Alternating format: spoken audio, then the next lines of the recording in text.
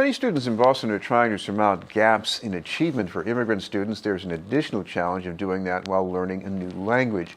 And this year, for the first time in Boston, some students will try to make headway through a dual language program in English and Haitian Creole. The program follows a long campaign by parents, and it's being introduced by the Boston Public Schools in partnership with our guest, a professor of linguistics at MIT. We'd like to welcome the director of the MIT-Haiti Initiative, Dr. Michel DeGraff. Thank you very much for being with us, Doctor. Well, thank you, Chris, for having me here. Right. Well, of course, there's sort of a laboratory for this program back in Haiti itself, because that's a country where almost everybody speaks Haitian Creole, yes, but a lot of them only get their education in French. So talk about just bridging that gap. And actually, I'm hoping that the program here in Boston might become a model for what's happening in Haiti, because in Haiti, most children at home, they speak only Creole, but in school, they have to learn in French. So actually, that's been a recipe for academic failure, because we know in linguistics, education, that the best way to teach children is to use the native language, what they speak at home.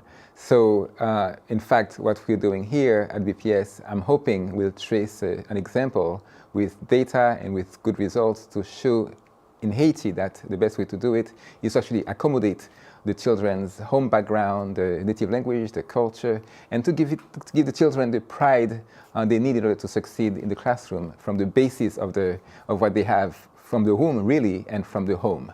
If the students don't get any education in their family's native language, what gets lost in translation? Well, what gets lost is, first of all, we know from the science of reading that children learn best when they learn to read in the native language, because they already have the sound patterns in the mind, they have the words in the mind, and what they need to do is to connect what they have in the brain with what they see on the page. When a child learns to read in a foreign language, that child cannot use that trampoline, cannot use that basis. So what the child learns to do, as we see in Haiti oftentimes, is to mimic, is to parrot what's on the page. You can produce sounds from the text, but what's lost in that process is the actual semantics, the fluency, the deep comprehension, and also the active learning of what's on the page. Well, as you've written, you've got students in Haiti who do rote learning in French, and yet because they mainly speak Creole, that they have a hard time grasping certain concepts in the sciences too. Absolutely. In fact, in the science, what we want, in order for the learning to occur effectively, you want the children to be engaged. You don't want rote learning. Of course, you want to memorize basic formulas, but when it comes to understanding the way science works, you want the engagement, you want the experiment, you want the collaboration, you want the project-based learning.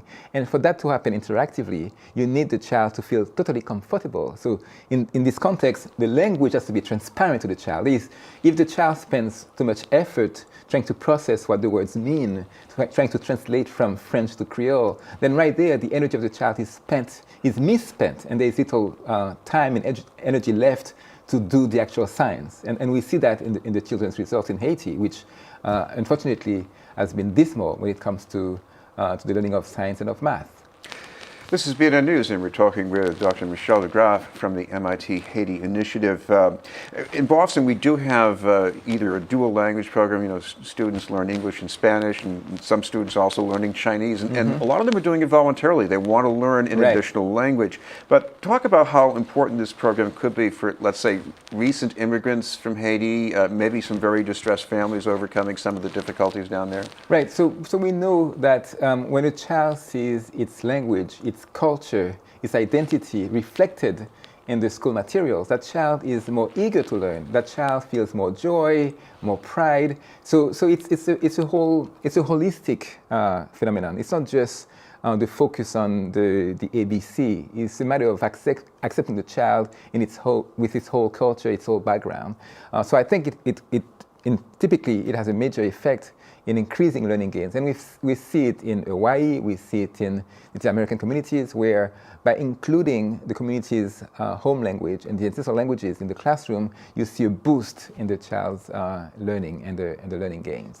One thing I think even I grew up with some of this is that there's a tendency of hyphenated Americans to sort of look down on their ancestral culture and be more mainstream. There's almost like a pressure to do that. Right. And now in this program, that culture it's put on the pedestal, saying this has merit. Absolutely, and what we see, and we see that again in those programs that have given results already, like in Hawaii, in Native communities, is that the children who maintain the home culture and the home language actually do better learning English. So it's not either or. In fact, the results that we have in linguistics education tell us that the children actually become better second language learners. They learn English better when they can maintain the home language as well. What about a program like this as a way of generating and sustaining parental engagement? I mean, this is a program that was pushed by parents. That's right, absolutely, because the parents themselves too, they feel invested, right? And also they feel that themselves and the cultures are also accepted by the school system. So. Now, talk about what's seen here as far as progression, because right now you have, K1's class, and I think it's 70% Creole, 30% English. How is this going to progress in the upper grades? Well, we're hoping, so now I would let the school itself give you more details on that, but the hope is that it will go up the grades as the years go by. So we start with K1, and next year we'll have K1, and then the higher grades 2, 3, and 4, 5, and so on. And my personal, and this is just on my wish list, it's a dream that it will go up to through high school. So to have the language programs from K all the way to 12. I do have to ask you about one thing I found very intriguing about the difference between Haitian Creole and French. A lot of us know, the motto for Haiti, l'union fait la force. That's right. Union makes the strength. That's right. But talk about Creole, how it sounds in Creole and how it translates literally. So l'union fait la force? Yes. Well, I would say we have a proverb in Haitian Creole that's, I think perhaps it's more graphic. It says, main en pile, chay pa loup. We have other proverbs as well. We have, yon grain douette, pa manger qu'à la loup. So main en pile, chay pa loup means many hands make the load lighter. So many hands make light work. And the other one, un grain douette, pas manger qu'à la loup, it means you cannot eat okra with one finger. So which I like a lot actually, because I love okra, and it's a very slippery dish. So of course, you cannot eat the okra with just one finger. You have to use all fingers. So again, the idea that working together gives you a better chance to succeed. Sounds like real life and real education. Thank you very much for being with us. My pleasure, my pleasure. Dr. Michel DeGraff. We'll have more news in just a moment.